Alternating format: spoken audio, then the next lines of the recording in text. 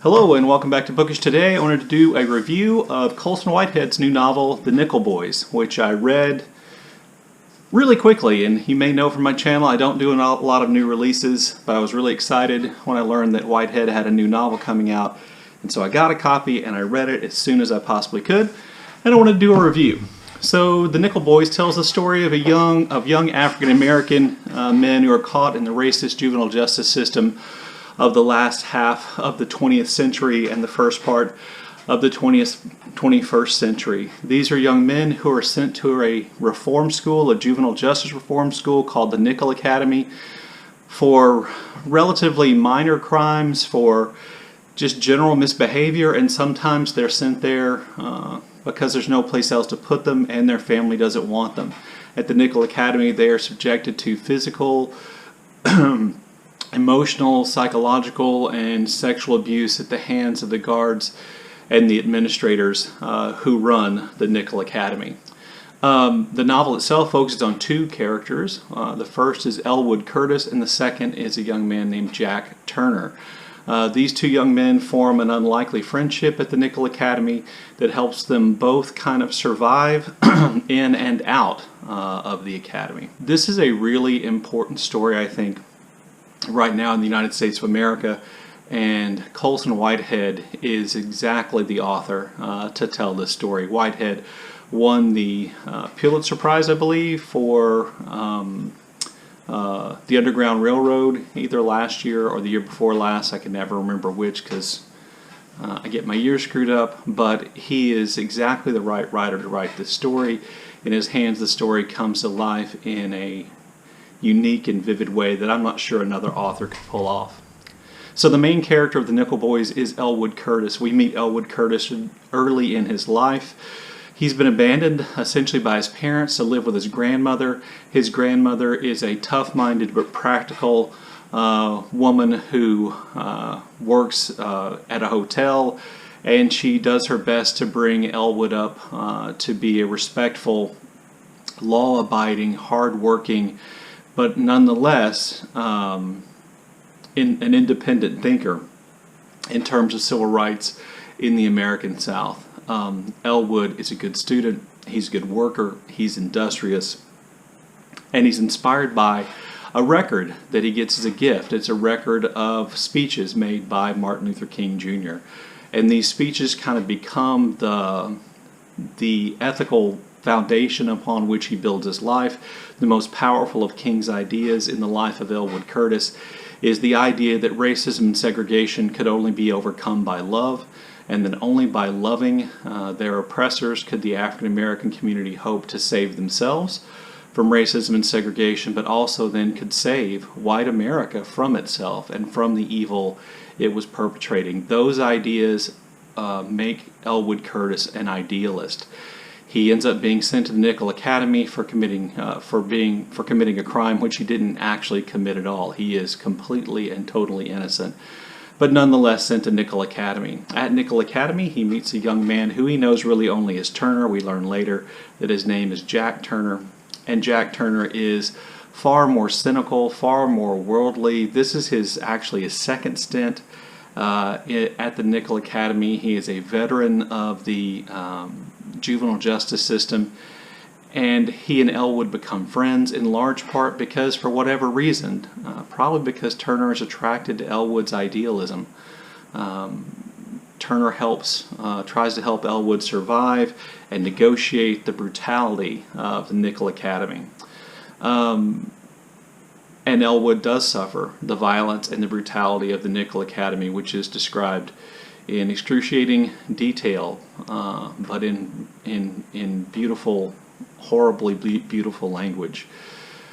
When Elwood decides, motivated by his belief in civil rights and taking action to help African Americans in general, when Elwood decides to try to take down the administration at Nickel Academy, it sets in motion actions by Turner and Elwood which result in tragedy.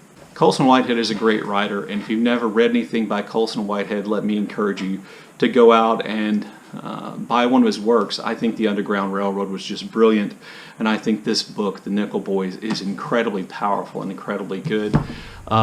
His writing brings an immediacy to the things he's describing.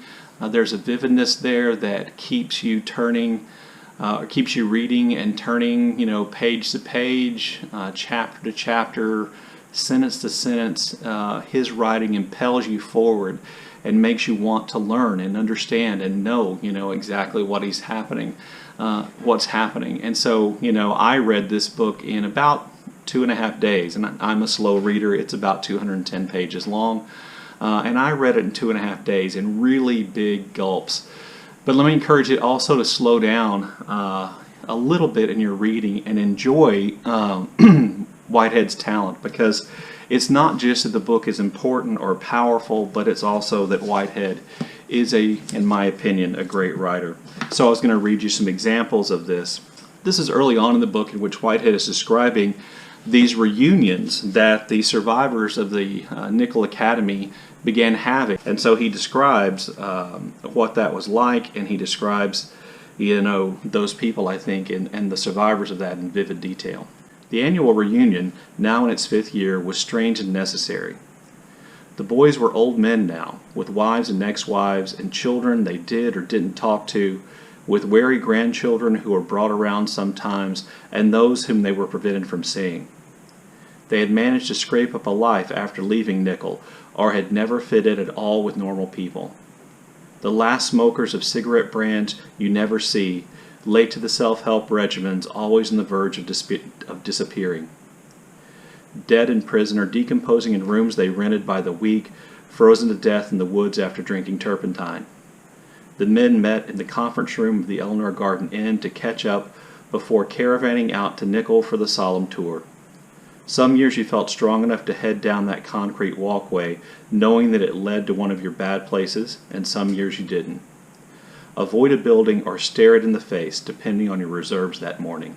Whitehead, in that one paragraph, I think sums up the damage that the experience of the Nickel Academy had on its survivors. Descriptions like that continue throughout the book. There are other things where there's just a few phrases or maybe just a few words that I thought were brilliant. In describing a young man who was going to be in a boxing tournament, Whitehead writes, "Pain rolled off him like rain from a slate roof." In another place, he's describing a man who Turner's mother takes up with.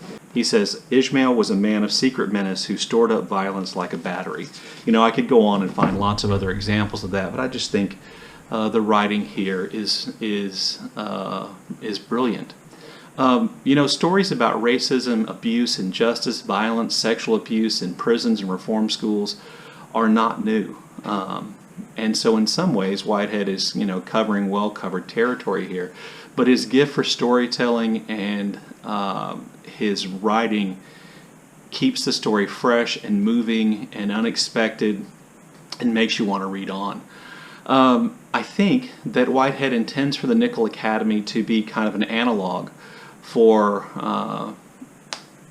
life in the South in the last half of the 20th century and the first part of the 21st century, and to stand in for the racism, abuse that African Americans suffered from Jim Crow all the way to the killing of unarmed African American men. And I think that the Nickel Academy is a really important book at this particular time in American history, a time when our government is imprisoning children who have come here with or without their parents, seeking a better life, seeking asylum in the United States, and they're treated like prisoners, and they're put in cages, and they're held in captivity.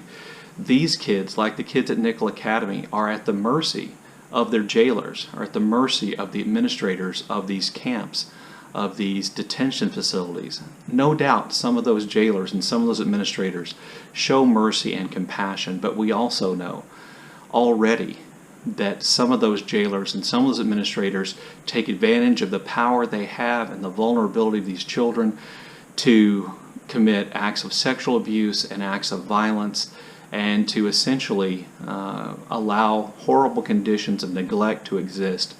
Already 6 children have died in these camps, and this is the government doing this in our name. If we do nothing in the face of this, we're no better than the guards and administrators and the people in the community around Nickel Academy who turned a blind eye to the violence and abuse taking place in the Nickel Academy of Colson Whitehead's novel. And so I also see this as a novel which should help to wake us up to the potential for abuses and horror that's taking place along the American border with Mexico in these camps today. By the way, if you'd like to help out, you can donate to an organization called RAICES, R-A-I-C-E-S. Their website is RAICES, RAICES.org, and I think you can find them on Twitter at the site at Texas Races. I think that's where you can find them at Twitter, and you can donate because this organization helps in the legal defense of these asylum seekers, children and adults who are caught in these camps along the border. I'll leave the information for that website and that organization in the show notes down below. Anyway, let me know what you think about my review of The Nickel Boys by Colson Whitehead, and if you've read it, I'd love to see your thoughts, or I'd just love to see your thoughts in general. Thanks for watching.